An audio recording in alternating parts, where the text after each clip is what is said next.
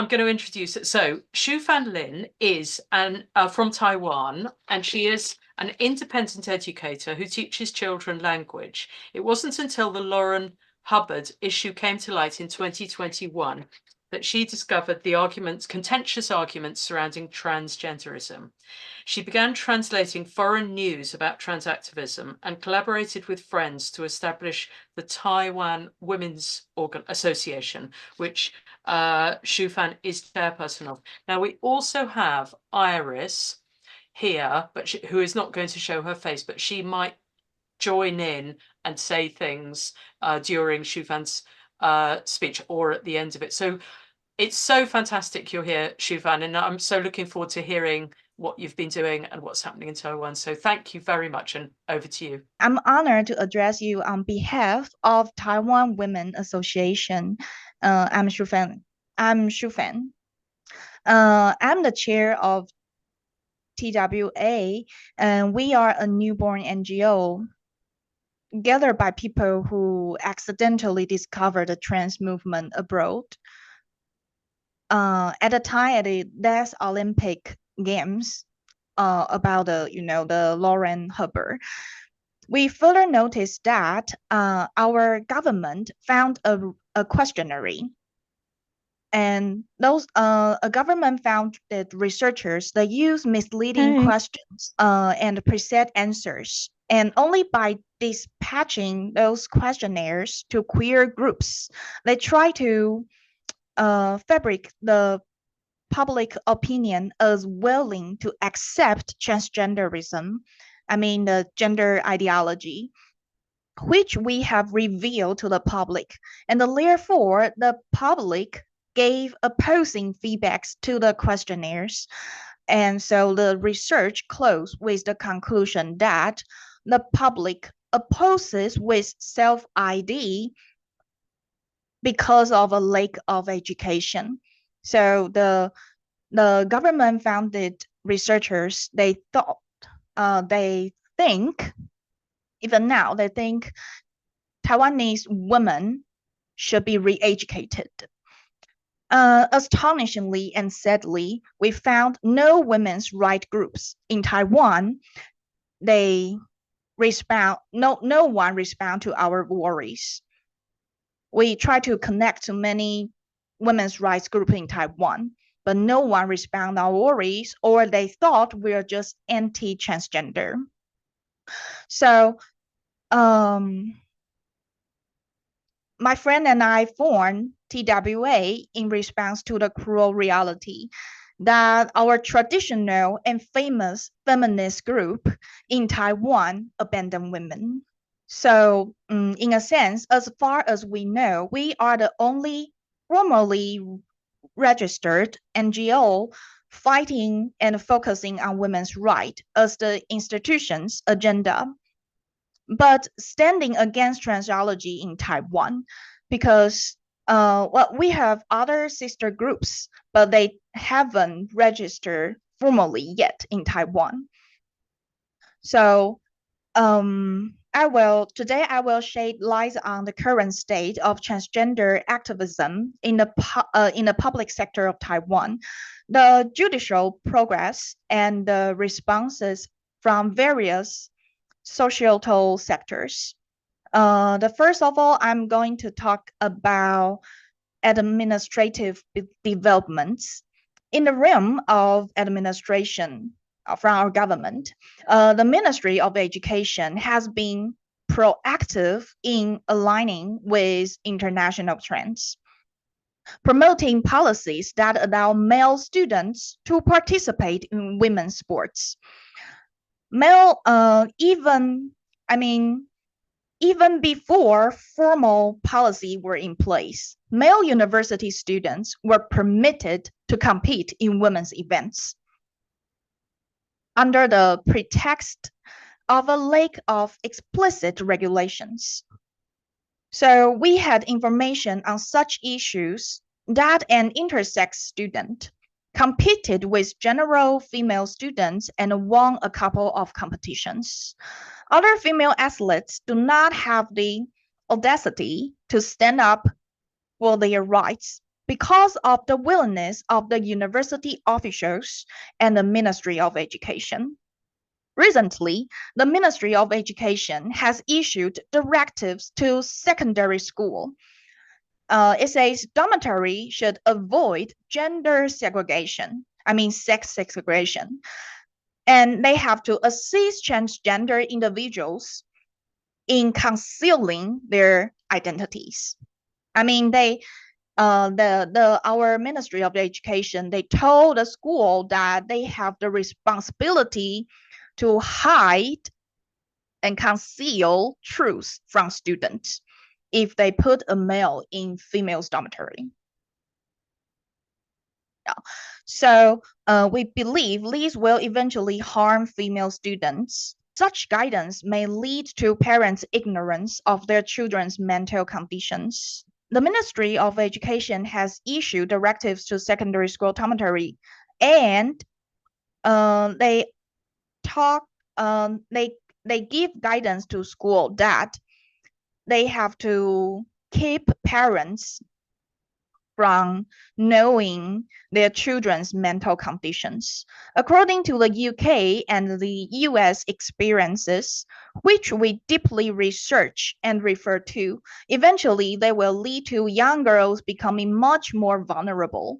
University have been encouraged to establish mixed dormitory. It means they have to put boys and girls together in the same dormitory. Leading to a reduction in the availability of beds in women's dormitory. We believe these will eventually harm female students who want to stay in a single-sex environment, especially those who are economically restricted. Additionally, the Ministry of Health and Welfare supports an abolition of surgical requirements for gender recognition. And the Ministry of Health and Welfare's guidance influences the consultant systems in school. The Ministry of Interior and the Ministry of Justice continuously develop measures related to public spaces, military service, police handling of gender-related issues, and other policies. For example, gender-friendly gender-friendly restroom in public places and the police search based on gender identity are under consideration and have become the recommendation for these units. These are not laws. However, administrative instruction always guides and formulates society as a leading procedure before the formal legal regulation is promulgated. Despite overwhelming opposition in public hearings and objections from officials, these measures remain unchanged. One of the most severe issues that threaten to silence women's voice is the draft of anti-discrimination law. This draft will allow NGOs established for more than 3 years to file group lawsuits on behalf of alleged victims of discrimination at a very low cost, seeking civil compensation from the public service provider.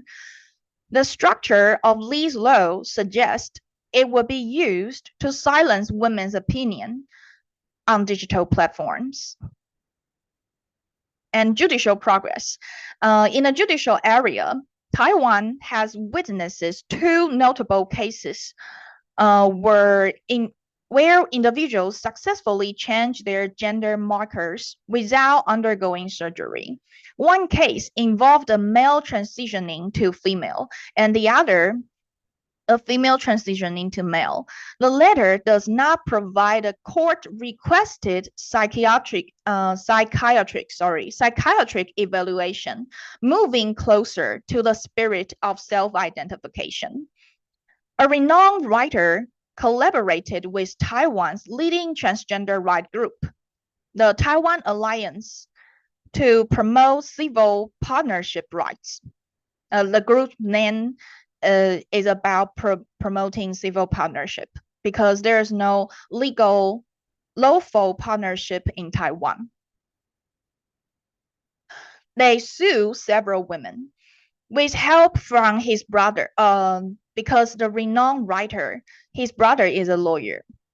He accused these women of privacy and defamation violations for referring to him as a transgender woman, while criticizing his representation of women for ignoring the risk of transgenderism.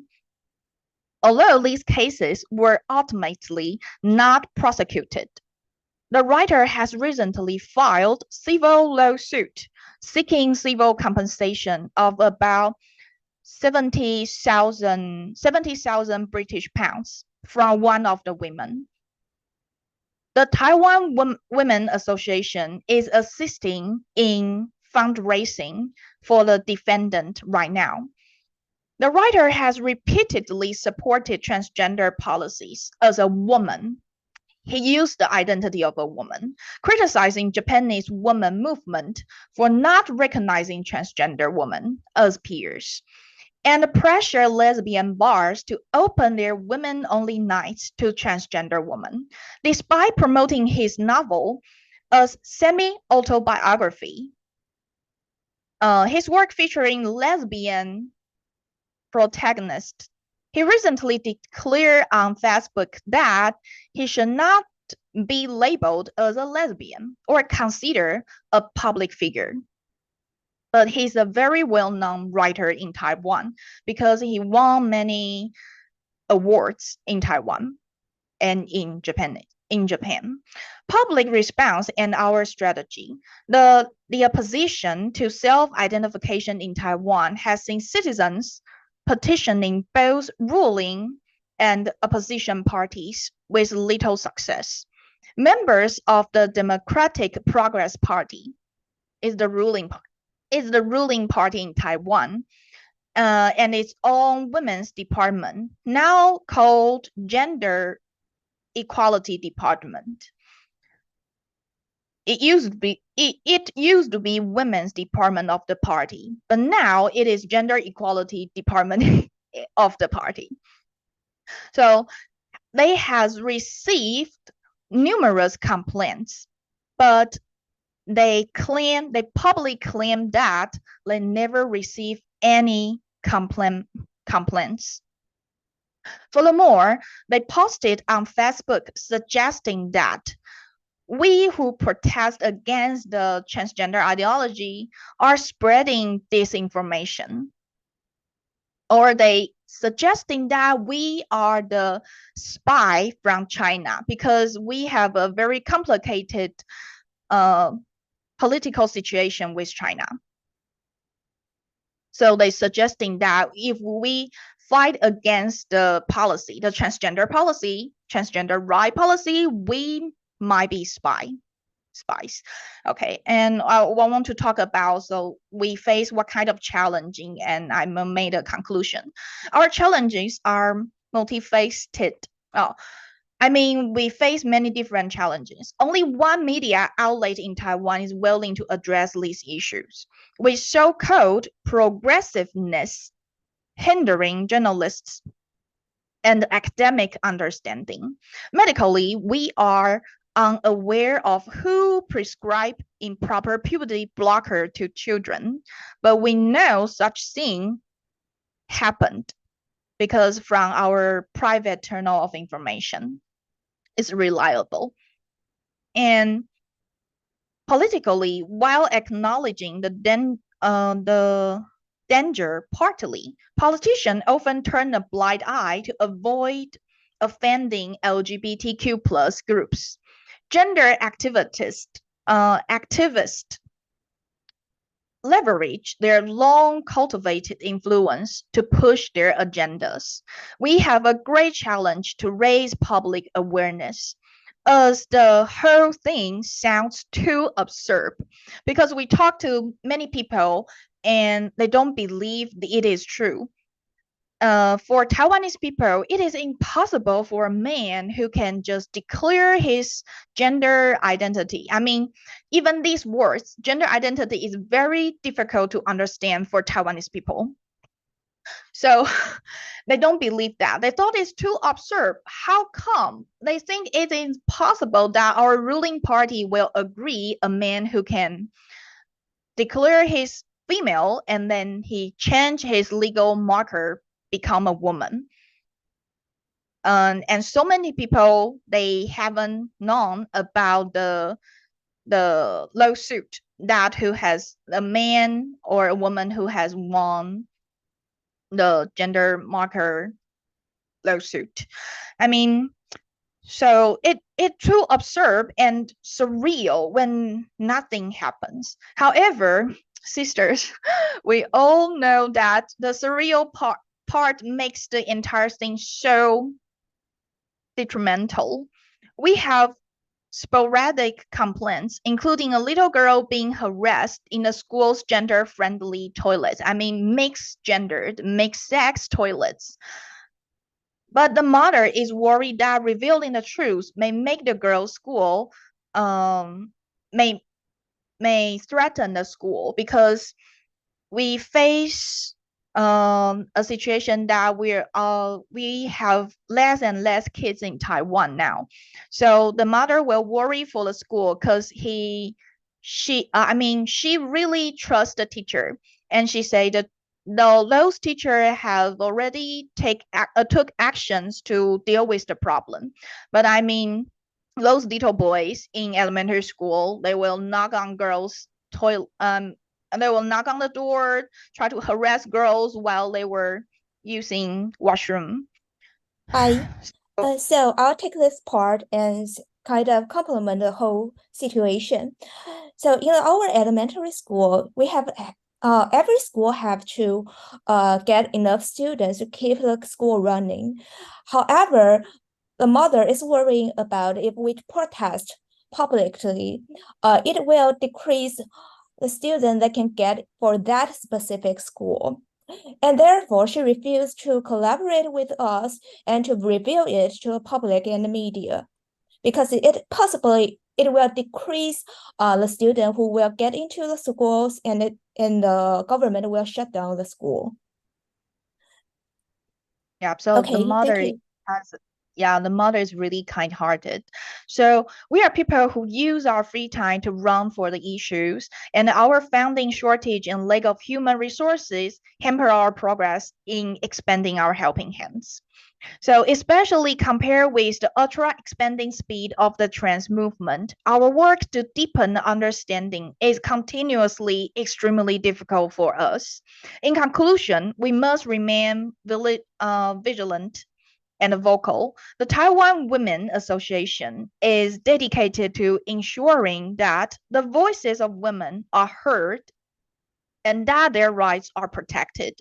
We call upon all of you to support our efforts and to advocate for the balanced and fair approach to women's rights in Taiwan. Thank you very much. What is happening about families? Are some like in the States, United States, and also in UK, a lot of family groups are fighting back. Is that the case in Taiwan? Famous feminism scholars are most support gendeology, even the radical feminism scholar. Yes, so I'll take this part. We had a couple of famous radical feminist scholars. They used to speak aloud to protect women's rights, but in this transgender ideology tide, we didn't hear they say anything. I think I only see a feminist say something about this, who is really famous, and I think she is pretty old enough that she is audacious, and she does not fear that somebody will oppress her, because nobody dares to do that. She kind of wrote a book which is the guidance of the Taiwanese woman for all Taiwanese women, for all Taiwanese feminists, and she's probably the only one. And I heard that you are talking about family group. Is that right? Yes. Yes, that was. But this is a very good answer as well. But yes, also family groups. Yes. Yeah. So you are asking family groups. Yes, correct. Parents and family groups are actually now our helping hands. We are working with these groups and trying to protect children. I have to say, sadly, people are much aware of children's rights compared to women's rights. So we kind of cut into this issue and try to come back and protect our protect women's rights from protecting children, which we also recognize. We also read COS report and we are trying to translate it. Thank you for paving our way. For all your efforts, this is kind of give us a chance to buy back to explain and academically that we are having scientific support. And for those family groups, we are giving them policy suggestions and giving them legal discourse that possibly to help them to talk and protest with the government, and also give some like petition to our congressmen. I have to say, we are now having little, I think, not really in a bright side, but we are doing our best. How about detransitioners? I mean, our doctors carefully screen people who has gender dysphoria. Just for now, because we know that there are famous two doctors, male doctors, who now they will prescribe the diagnosis for anyone who go to their clinic. So there are, and it is really easy in Taiwan to buy medicine from China. So I know some of our children, someone I personally know, they can bought from the black market. I mean, under table it is not legal. They will bought medicine from internet, and those medicine will sent from China. So it's really for these children to get hormones. But because our medical transition are not so active, so now we don't hear from the transitioner, but we have hear from trans widows now, because there are more and more trans widows in Taiwan. We know some trans widows, but they are not speak publicly, because we know about Lynn is because one of our partners, someone cooperate with us, he knew many trans personally. So he shared with us about trans widow. And there is a very famous, I talk about lawsuit case. Lawsuit case for the first one, the male to female. He has a wife. And in the beginning, long time ago, he has accept interview, and he said that his wife didn't know he's transgender before they got married. So, and he told the reporter that it's really unacceptable for her at first, and we don't know about what happened later. What we see is that most of the women we call the trans widow, there's public speech express some sort of disappointment. However, they are asking themselves to accept.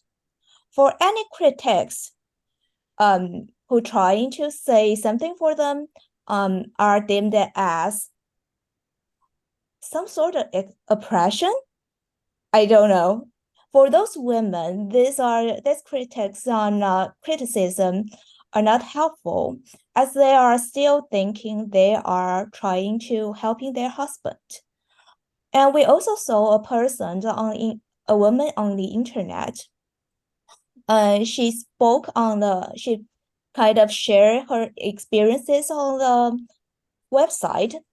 And I think 2 or 3 years ago, she was quite, let's say, she kind of combat with anyone who against transgender activism. She's pro-activist. She's pro-transgender, and she married with a transgender woman. After 2 years, we saw her expressing and writing article like, this guy, yes, now she say this guy has nothing different with other guy. However, she's not getting divorced. So this is how we have that they kind of stop here.